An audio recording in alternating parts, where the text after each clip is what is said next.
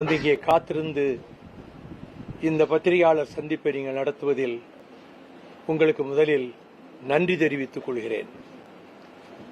மறுமலர்ச்சி திராவிட முன்னேற்ற கழகத்தின் நிர்வாகக் குழு இன்று கூடிய போது நாங்கள் வரைமுறை செய்து நிர்ணயித்த முதல் தீர்மானமே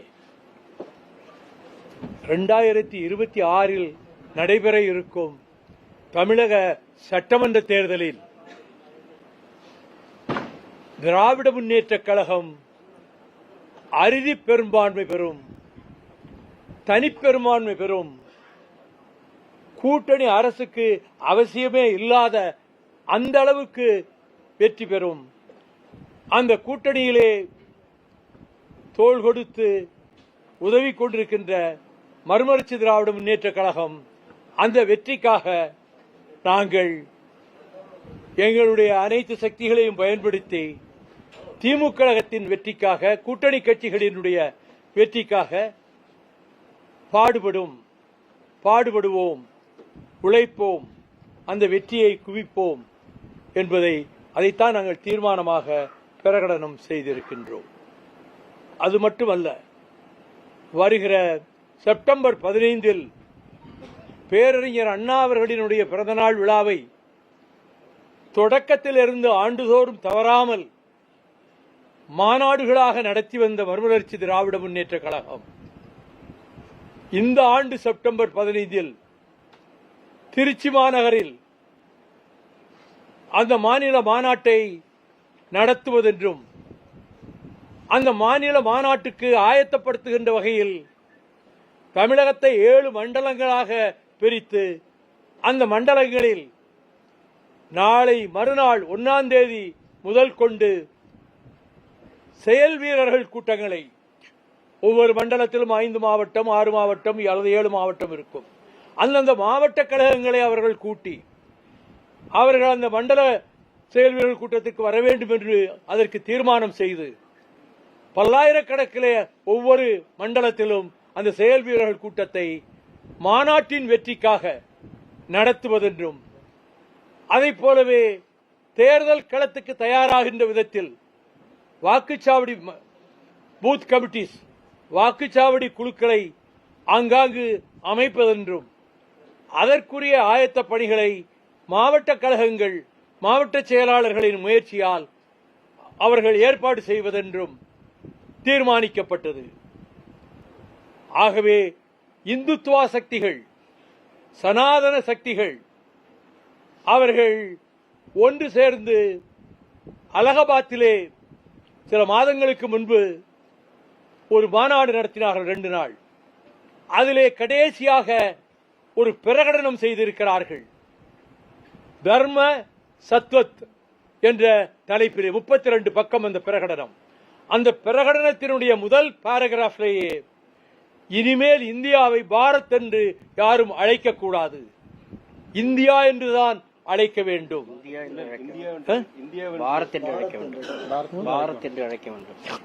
இந்தியா என்று அழைக்கக்கூடாது, பாரத் என்றுதான் அழைக்க வேண்டும் என்று இதுவரை இருந்து வருகிற இந்தியா என்ற பெயரை அடியோடு நீக்குவதென்று அவர்கள் அந்த பிரகடனத்தினுடைய முதல் பாராவிலேயே சொல்லியிருக்கிறார்கள்.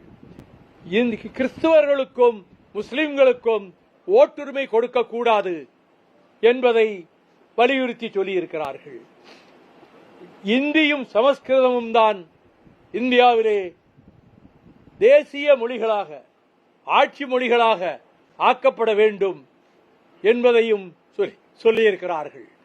இந்திய உபகண்டத்தினுடைய தலைநகரை டெல்லியிலிருந்து மாற்றி வாரணாசியைத்தான் இந்த உபகண்டத்தினுடைய தலைநகராக ஆக்க வேண்டும் என்று அதையும் அந்த பிரகடனத்திலே தான் குறிப்பிட்டிருக்கிறார்கள். எவ்வளவு ஒரு மமதை இருந்தால் 100 ஆண்டுகளாக இந்தியா என்று அழைக்கப்பட்ட ஒரு நிலப்பரப்பை அதை பாரத் என்றுதான் அழைக்க வேண்டும் என்று சொல்வதும், தலைநகரை மாற்ற வேண்டும் என்று சொல்வதும், முஸ்லிம்களுக்கும் கிறிஸ்தவர்களுக்கும் ஓட்டுரிமை கொடுக்கப்பட மாட்டாது என்று சொல்வதும், மதச்சார்பின்மை என்ற கொள்கையே முழுமையாக நிராகரிப்பது என்பதும் இப்பொழுது அதனை ஒட்டி அந்த RSS அமைப்பில் மதச்சார்பின்மை, சோசியலிசம் இந்த வார்த்தைகள் எல்லாம் அரசியல் சட்டத்தினுடைய முகப்புறையிலோ வேறு எந்த இடத்திலோ இடம்பெறக்கூடாது என்று தீர்மானம் நிறைவேற்றி இருக்கிறார்கள். இந்த சக்திகள் தமிழ்நாட்டிலே காலூன்ற முனைகின்றன. பாரதிய ஜனதா கட்சி என்ற குடை பிடித்துக் கொண்டு உள்ளே நுழைய பார்க்கிறார்கள். நான் நாடாளுமன்றத்திலேயே அமித்ஷா உட்கார்ந்திருக்கும் போதே அங்கே இந்தி வெறியிலே ஒருவர் பேசிக் கொண்டிருந்த போது நான் எழுந்து சொன்னேன், இந்தியை ஒருபோதும் தமிழ்நாட்டுக்குள் அனுமதிக்க மாட்டோம். ரத்தம் சிந்தி ஒரு மொழி புரட்சியை நடத்தி லட்சக்கணக்கான தோழர்கள் தியாகம் செய்து இந்தியை வரவழையாமல் இருமொழி திட்டத்தை பேரறிஞர் அண்ணா அவர்கள் அறிவித்து இருக்கக்கூடிய நிலையில் அவர்கள் நீங்கள் உள்ளே வர முடியாது என்று நான் சொன்னேன். அதை மறுத்து இந்தியிலே அந்த உறுப்பினர் பேசினார். உன்னுடைய இந்தி குதிரைக்காரன் பாஷை எனக்கு புரியவில்லை, அதனுடைய அர்த்தமும் தெரியாது. எங்கள் செந்தமிழ் மொழியினுடைய முழக்கத்தை கேட்கிறாயா? எப்பக்கம் வந்து புகுந்து விடும் இந்தி தனை பட்டாளம் கூட்டி வரும். அற்பம் என்போம் அந்த இந்தி தனை கண்ணம் கிளிபட நேரும், கட்டாய இந்தியை வெட்டி புதைப்போம் என்று சொல்லிவிட்டு மீண்டும் தொடர்ந்து ஆங்கிலத்திலே நான் இந்தியை ஒருபோதும் தமிழகம் ஏற்காது என்றேன். இப்பொழுது மராட்டியம் தீர்மானித்து விட்டது, மகாராஷ்டிரம். அங்கே சிவசேனாவும் நிர்மான் சேனா அந்த குடும்பத்திலிருந்து பிரிந்து போய் தனி அமைப்பை அமைக்கிறாரே அவரும் ரெண்டு பேரும் சேர்ந்து அங்கே மகாராஷ்டிரத்திலே இந்தி கூடாது என்ற பேரணியை நடத்த இருக்கிறார்கள். இதுவரை எதிரெதிராக இருந்த அந்த இரண்டு கட்சிகளும் சிவசேனாவும் நவநிர்மாண் சபை இரண்டு கட்சிகளும் சேர்ந்து நடத்தப் போகின்றன. சரத் பவாரும் அதை ஆதரித்து பேசியிருக்கிறார். எனவே மராட்டியம் இந்தி உள்ளே நுழையக்கூடாது என்கிறது. கர்நாடகமும் அதே முடிவுக்கு வந்து தீர்மானம் போட்டிருக்கிறது. கேரளத்திலும் இந்தி கூடாது என்ற முடிவுக்கு அமைச்சரவை வந்திருக்கிறது. மேற்கு வங்காளத்திலும் இந்தி எதிர்ப்பு கடுமையாக வளர்ந்து விட்டது. பஞ்சாப் மாநிலம் ஏற்கனவே இந்தியை எதிர்த்தவர்கள் இப்பொழுது மிக தீவிரமாக எதிர்க்க தொடங்கிவிட்டார்கள். ஜம்மு காஷ்மீரிலும் இதுதான் நிலைமை. வடகிழக்கு எல்லை மாகாணங்கள் ஆங்கிலத்தை தான் ஆட்சி மொழியாக கொண்டிருக்கின்றன. அவர்கள் மாநிலங்களில் அவர்கள் இந்தியை ஏற்கனவே தடுத்து விட்டார்கள். ஆட்சி மொழியாக ஆங்கிலத்தை ஏற்றுக்கொண்டார்கள். எனவே இந்தி எதிர்ப்பு என்பது தமிழகத்திலே இருந்து கனன்று எழுந்தது 30களிலே. அதற்கு தமிழறிஞர்கள், மறைமலை அடிகளார் போன்ற தமிழறிஞர்கள், தந்தை பெரியார், அதை போல சுதாரத பாரதியார் இவர்கள் எல்லாம் இந்தியை எதிர்த்தார்கள். அறிஞர் அண்ணாவும் தந்தை பெரியாரும் மாநாடுகள் நடத்தினார்கள் இந்தி எதிர்த்து.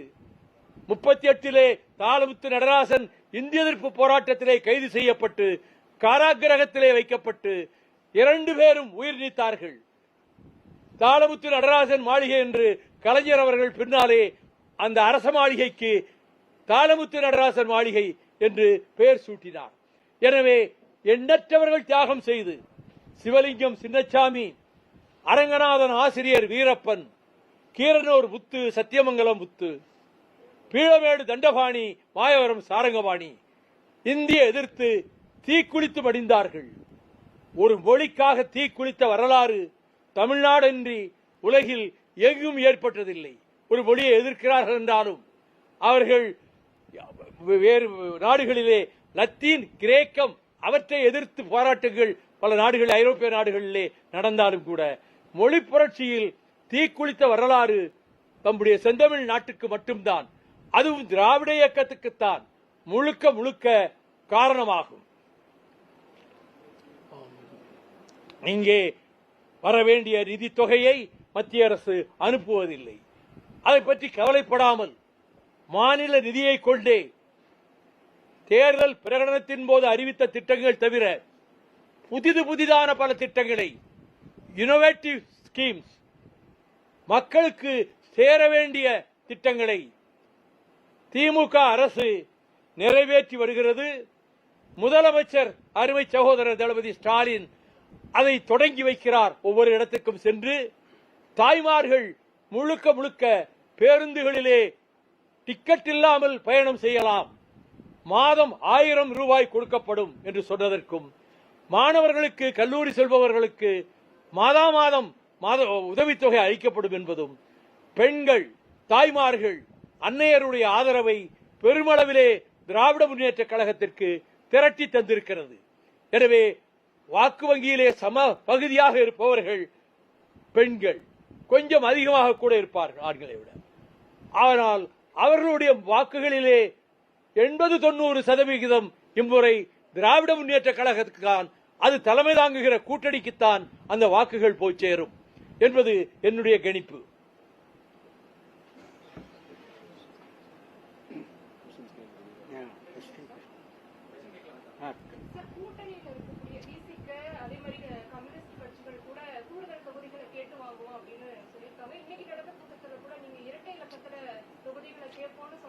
நான் சொல்லவே இல்லையே.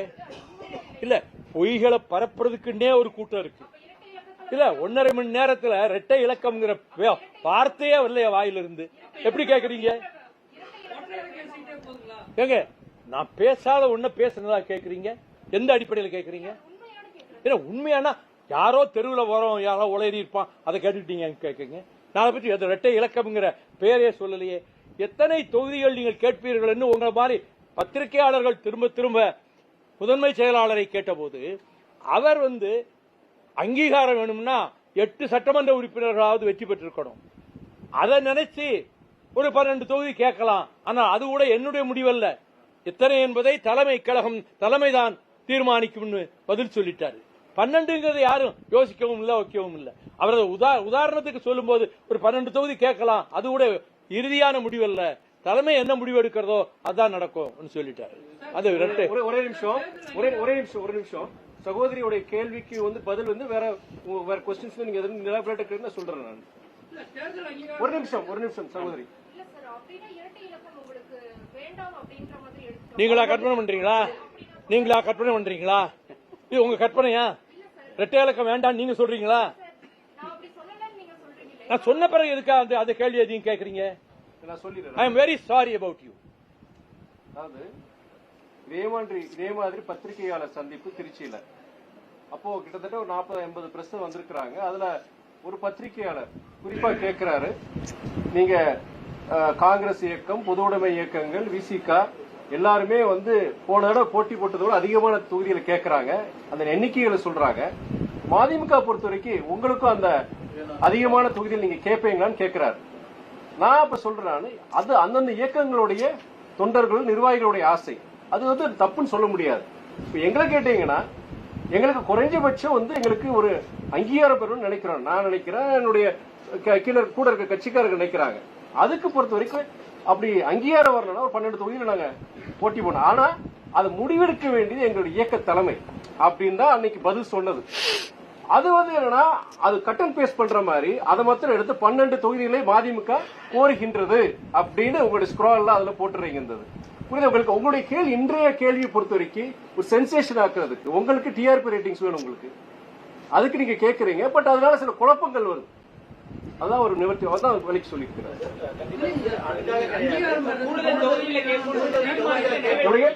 அப்படி ஒன்னும் தீர்மானம் போடலையே.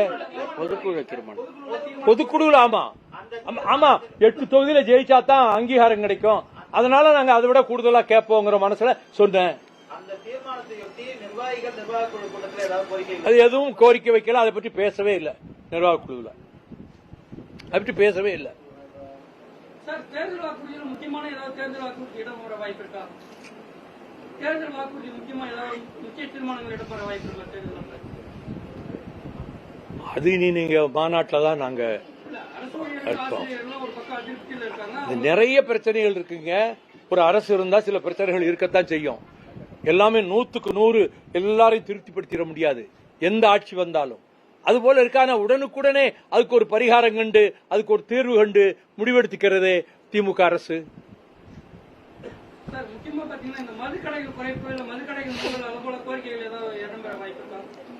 மதுவை ஒழிக்க வேண்டும் என்பது எங்களுடைய மூலாதார கொள்கை. அதற்காக கிட்டத்தட்ட 1600 கிலோமீட்டர் 3 பயணங்களாக நடைபயணம் சென்றவர் நான், ஆயிரக்கணக்கான தோழர்களோடு. எங்கள் கிராமத்தில் டாஸ்மாக் கடையை கூடாது என்று ஊராட்சி மன்றத்திலே தீர்மானம் போட்டு, ஆனால் அந்த கடையை நடந்து கொண்டிருந்த காரணத்தால் அந்த கடை உடைக்கப்பட்டு அங்கிருந்த விஸ்கி பாட்டில், ரம் பாட்டில் எல்லாத்தையும் எடுத்து ரோட்ல போட்டு கொளுத்திட்டு எல்லா பத்திரிகைகளையும் முதல் பக்கத்தில் செய்தி. ஹைகோர்ட்டுக்கு வந்தாங்க. ஹைகோர்ட் சொல்லிருச்சு, அவங்க ஊர் மக்களும் ஊராட்சி மன்றமும் எடுத்த முடிவு சரியானதுதான், இதிலே நாங்கள் தலையிட மாட்டோம், அது டாஸ்மாக் கடையை மூடியதுதான் சொல்லி ஹைகோர்ட் தீர்ப்பு கொடுத்தது. உடனே உச்சநீதிமன்றத்துக்கு அதிமுக அரசு சென்றது.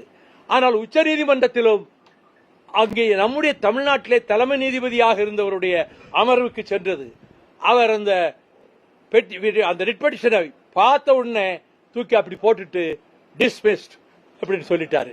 அதனால எங்க ஊர்ல டாஸ்மாக் கடையை ஊர் மக்களும் ஊராட்சியும் சேர்ந்து அகற்றியது நிலை பெற்று விட்டது.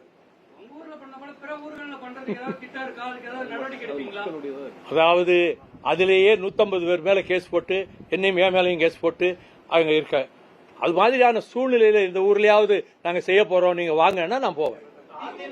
சில காரணங்களால வெளியில வந்த மதிமுக இன்னைக்கு திமுகவோட வெற்றிக்காக பாடுபட்டு உழைப்போம் சொல்றீங்க. மதிமுகவோட எதிர்காலம் எதை நோக்கி சார் இருக்கு? நீங்க ஒண்ணுமே பத்திரிகை படிக்கிறது இல்லையா? பேப்பரே படிக்கிறது இல்லையா? எதுக்காக திமுகவோட போனோம்னு மிக தெளிவான அறிக்கை கொடுத்தோம். நாங்க இந்துத்துவ சக்திகள் தமிழ்நாட்டிலே காலூன்றிவிடக் கூடாது என்பதற்காக, திராவிட இயக்கத்தை பாதுகாப்பதற்காக, திராவிட முன்னேற்ற கழகத்தோடு மறுமலர்ச்சி திராவிட முன்னேற்ற கழகம் உடன்பாடு கொண்டு கூட்டணியிலே சேர்வது என்று நாங்கள் முடிவெடுத்தோம் உயர்நிலை குழுவிலே. அதையே பொதுக்குழுவும் ஏற்றுக்கொண்டது. அந்த அடிப்படையில் தான் திராவிட முன்னேற்ற கழகத்தோடு நாங்கள் உடன்பாடு வைத்தோம். இன்றைக்கும் அதே நிலைப்பாடுதான். அதை மறுபரிசீலனை செய்ய வேண்டிய அவசியமே இல்லை. அதிமுக பாஜக கூட்டணி குறித்து அமித்ஷா பேசுகையில தமிழ்நாட்டில் கூட்டணி ஆட்சி இருக்கும், அதிமுக தலைமையில தமிழகத்துல கூட்டணி ஆட்சி, இதை எப்படி பாக்குறீங்க? அமித்ஷா சொல்ற மாதிரி நடக்க போறதே இல்ல. அவங்க ஜெயிக்க போறதே இல்ல. பிஜேபியும் ஏடிஎம்கேயும் ஜெயிக்க போறதே இல்ல. ஆகவே இல்லாத ஒன்றுக்கு ஏன் கற்பனை செய்யணும்? அது நடக்க போறது இல்ல. மாநிலங்களவை உறுப்பினர் ஒன்று மதிமுகவுக்கு குறைந்திருக்கு. என்ன குறைஞ்சிருக்கு? ஒண்ணு கொடுத்தாங்க, ஒரு பீரியட், அவ்வளவுதான். சட்டமன்ற தேர்தல் அந்த சீட் பேரத்துல வந்து டிமாண்ட் வைக்கப்படுமா? அதிக சீட் இதெல்லாம் தேர்தல் வரும்போது கூட்டணியில பேச வேண்டிய பேச்சு. அதையெல்லாம் இப்பயே நண்பர்களே உங்ககிட்ட சொல்ல முடியுமா? எல்லாம் ஒரு விரக்தியிலும் இல்ல. நாங்க எல்லா கட்டங்களையும் கடந்து ஒரு தேர்தலையே புறக்கணிச்சவங்க முழுமையா. தமிழ்நாட்டில் எந்த கட்சியும் அப்படி செஞ்சதில்லை. அதனால நாங்க எந்த சூழ்நிலைக்கு தயாரா இருப்போம். ஆனா நாங்க திமுக கூட்டணியில தொடரும்ங்கிறத உறுதிப்பட முடிவெடுத்திருக்கிறோம். பொதுக்குழுவிலையும் சரி, இன்றைய நிர்வாக குழுவிலையும் சரி.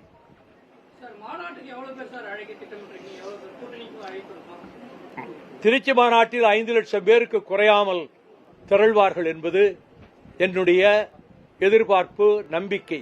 நாங்கள் நடத்திய எழுச்சி பேரணியைப் போல தலைநகர் சென்னையின் வரலாற்றில் பிரிட்டிஷ்காரர் காலத்திலிருந்து இன்று வரை எங்கள் பேரணியை போன்ற ஒரு பேரணி சென்னையிலே நடந்ததே கிடையாது. பிற்பகல் 3 மணிக்கு தொடங்கி மறுநாள் காலை 6:30 மணி வரை அந்த பேரணி நடந்தது. லட்சோப லட்சம் பேர் கலந்து கொண்டார்கள். அப்படி ஒரு எழுச்சி பேரணியை தமிழகம் இதுவரை கண்டதில்லை. அப்போ இப்ப திருச்சி மாநாட்டிலையும் அதே போலத்தான். முதல் நாள் மாலையிலே ஹர்கிஷன் சிங் சுர்ஜித், மார்க்சிஸ்ட் கட்சியினுடைய அகில இந்திய செயலாளர், அவரும் அதை போல சங்கரையா அவர்களும் கம்யூனிஸ்ட் தலைவர்களும் கலந்து கொண்ட திருச்சி மாநாட்டில் அந்த ஊர்வலமும் முதல் நாள் மாலை 4 மணிக்கு தொடங்கி மறுநாள் காலை 7 மணி வரையிலும் நடந்தது. அவையெல்லாம் லட்சோப லட்சம் பேர் திரண்டு வந்தவர்கள். அது மட்டுமல்ல, நான் சுற்றுப்பயணம் போகிற போது, நான் திராவிட முன்னேற்ற கழகத்தை விட்டு வெளியேற்றப்பட்டதற்கு பிறகு போகிற ஊர்களில் எல்லாம் 10,000 பேருக்கு குறையாமல் திரண்டார்கள். இரவு 12 மணி, 1 மணி, 2 மணிக்கெல்லாம் நான் பேசியிருக்கிறேன். அந்த கூட்டம் அப்படியே இருந்தது. அதுபோல ஒரு வரலாறு இனிமே அமையாது. அதை போலத்தான் தமிழ்நாட்டுக்காக ஸ்டெர்லைட் திட்டத்தை தொடக்கத்திலிருந்து எதிர்த்து நிறைய போராட்டங்கள் நடத்தி, பேரணிகள் நடத்தி, உண்ணாவிரதம் இருந்து, பிறகு ஹைகோர்ட்லேயே வழக்கு போட்டு, நானே போய் 7 மணி நேரம் வாதாடி, இங்கே இந்த உயர்நீதிமன்றம் ஸ்டெர்லைட்டை மூட சொல்லி தீர்ப்பளித்தது. அவர்கள் உச்சநீதிமன்றத்துக்கு சென்று அதற்கு தடையாணை வாங்கினார்கள்.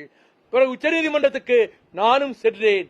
அதற்கு பிறகு உச்சநீதிமன்றம் அவர்கள் ஹேரிங்டன் நாரிமன் அமர்விலே வந்தபோது அங்கும் நான் சென்று வாதாடினேன். அதற்கு பிறகு இங்கே சிவஞானம், பவானி சுப்பராயன் அமர்விலே அது நடந்த 3 மாசம் நடந்தது. அங்கும் போய் 2.5 மணி நேரம் நான் வாதாடினேன், ஸ்டெர்லைட் கூடாது என்பதற்காக. கடைசியிலே நிரந்தரமாக மூட சொல்லித்தான் ஒரு உயர்நீதிமன்றம் தீர்ப்பளித்தது. அந்த தீர்ப்பு நிலைநாட்டப்பட்டு விட்டது, செயல்படுத்தப்பட்டு விட்டது. அதே போலத்தான் நெய்வேலி நிலக்கரி சுரங்கத்தை தனியார் மயமாக்குவது என்று அவர்கள் முடிவெடுத்த போது, டிஸ்இன்வெஸ்ட்மெண்ட் பாலிசி வந்தபோது, இதோ பக்கத்திலே இருக்கக்கூடிய செந்தில் அதிபன் நெய்வேலியிலே அவர் பணியாற்றிக் கொண்டிருந்தார். 24 தொழிற்சங்கங்களுடைய கோரிக்கையை ஒரு மெமரண்டமாக தயாரித்து என்னிடம் கொடுத்தார். நான் அடல் பிகாரி வாஜ்பாய் அவர்களிடம் போகும்போது, நாங்கள் கேபினெட்லே முடிவெடுத்துட்டோமே டிஸ்இன்வெஸ்ட்மெண்ட் பண்றது, பங்குகளை விற்பது என்று, இப்ப வந்து கொடுக்கிறீங்களே என்றார். நீங்கள் என் மீது எவ்வளவோ பாசம் வச்சிருக்கீங்க, பிரியம் வச்சிருக்கீங்க. பீகார்ல போய் என்னுடைய வளர்ப்பு மகனை போலன்னு சொன்னீங்க. நான் தமிழ்நாட்டுக்கு ஏதாவது உருப்படியா செய்ய வேண்டாமா? இது வந்து எங்கள் மண், எங்கள் வியர்வை, எங்கள் 20,000 தொழிலாளர்கள், அதை லாபகரமாக இயங்குகிற நட்சத்திர தகுதி பெற்ற பொதுத்துறை நிறுவனங்களில் NLCயும் ஒன்று. அதிலே போய் ஏன் விற்க ஆரம்பிக்கிறீர்கள்? வடநாட்டு பெருமுதலாளிகள் அதை வாங்கி கொண்டு போய் அவர்கள் வந்து இங்கே உட்கார்ந்து கொள்வார்கள். இதை எதிர்ப்பதை விட எங்களுக்கு என்ன வேலை? நீங்கள் இப்பொழுதாவது மதிமுக கோரிக்கையை நீங்கள் நிறைவேற்றினீர்கள் என்ற நிலையை உருவாக்கினால் என்ன என்று சொன்னவுடன் ஒரு 5 நிமிடம் யோசித்துக் கொண்டிருந்தவர், yes I agree with you mister Vaiko, NLC will not be privatized என்று சொன்னார். நான் பிரஸுக்கு சொல்லலாமான்னு கேட்டேன். இங்கிருந்தே போன் போட்டு சொல்லுங்க. அவர் பக்கத்திலிருந்தே இண்டு ஆபீஸுக்கு போன் போட்டு நான் சொன்ன முத பக்கத்தில் கட்டம் கட்டி போட்டாங்க. மறுநாள் இண்டுல NLC will not be privatized, prime minister has assured Vaiko அப்படின்னு போட்டாங்க.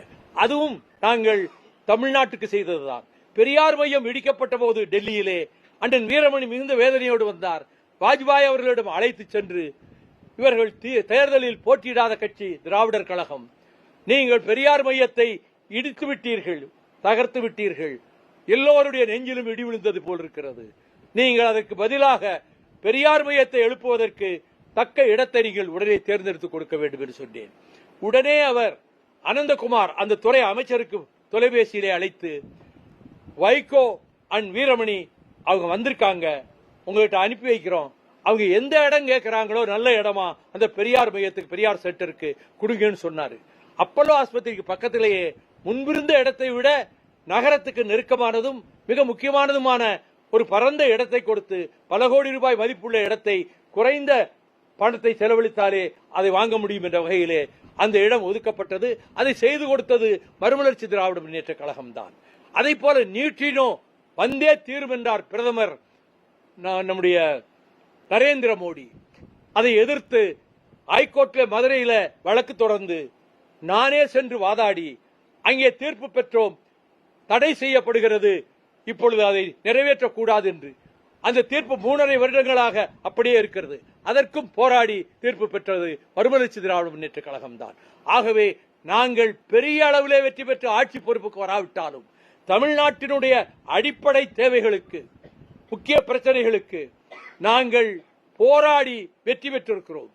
அதற்கு நியூட்ரினோ, ஸ்டெர்லைட், முல்லை பெரியார், அதற்கு வருட கணக்கிலே போராடினேன் நான். கடைசியில் 1,00,000 பேர் திரண்ட ஒரு பெரும் பேரணியை கம்பத்திலிருந்து கூடலூர் வரை நடத்தினோம். அதற்கு நடைபயணமும் நான் சென்றேன். ஆக முல்லை பெரியாரை பாதுகாக்க முன்வந்து போராடிய ஒரே கட்சி மறுமலர்ச்சி திராவிட முன்னேற்ற கழகம் தான். ஆகவே தமிழகத்தின் தேவைகளுக்காக அணு உலை கூடம் கூடாது கூடங்குளத்திலே என்று அங்கே இடிந்தகரையிலே அங்கே உள்ள ஆடவரும் பெண்டிரும் 1.5 வருடம் போராட்டம் நடத்திய போது 3 முறை அங்கே சென்று அந்த போராட்டத்திலே கலந்து கொண்டவன் தான் நான். ஆகவே தமிழகத்தினுடைய அடிப்படை உரிமைகளை காக்கவும் வாழ்வாதாரங்களை காக்கவும் எங்கள் கடமையை, மறுமலர்ச்சி திமுக செய்ய வேண்டிய கடமையை முறையாக செய்து ஓரளவு அனைத்து திட்டங்களிலுமே நாங்கள் வெற்றி பெற்றிருக்கிறோம்.